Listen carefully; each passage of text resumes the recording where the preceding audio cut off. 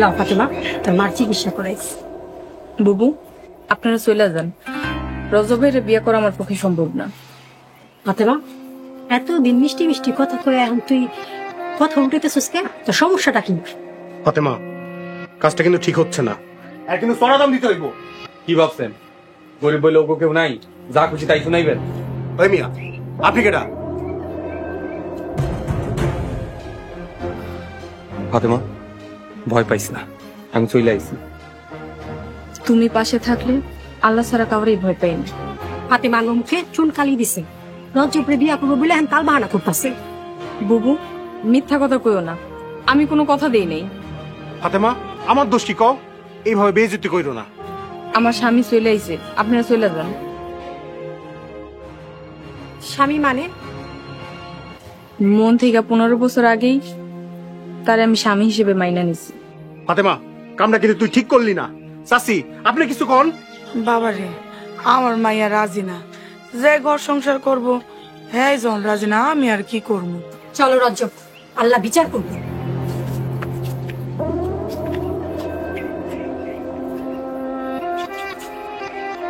চাচি শুনছেন, ফাতেমা বুদ্ধি কইছে বিয়ের কামটা তাড়াতাড়ি শেষ করে দিতে হবে। বাবা, তোমরা যা ভালো মনে হয় তাই করো। তুমি চলে আইছো, কানতে কানতে আমার চোখের পানি শুকিয়ে গেছে। মানুষের কাজের কথা আর অভাবের লোকে যুদ্ধ করতে করতে আমি অনেক ক্লান্ত। আর কোনো চিন্তা নেই, আমি তো ফিরে আইছি, সাথে নাসিরের ভাই নাই মরেছে। ফাতেমা ভাবি,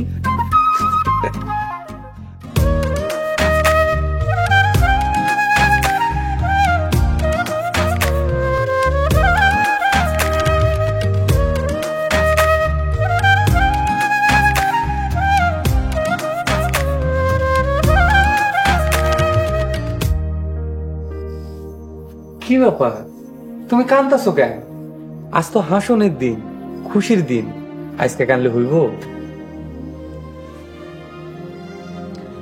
এটারই মনে হয় সুখ হয়ে, জীবনে সুখ শান্তি কিছু পাই নাই তো, তাই আনন্দে চোখে পানি চলে আইছে।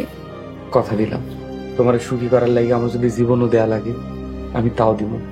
তুমি জীবনে অনেক কষ্ট করছো, তুমি আমার পাশে থাকলে একবেলা খাইয়ে দিন পার করতে পারবো, এক কাপড়ে সারা বছর পার করতে পারবো। তোমার আমি অনেক কষ্ট দিছি, সারা জীবন তুমি আমার মনে রানী হয়ে থাকবা। ধন সম্পত্তি টাকা পয়সা দিয়ে না হোক, ভালোবাসা দিয়ে আমি তোমার সব কষ্ট দূর করে দেব। আমার আর কিছুই চাই না, এই সুখের কাছে সোনা দানা রত্ন কোনো কিছুই না। তুমি খুব ভালো ফাতেমা, একদম আমার মনের মতো।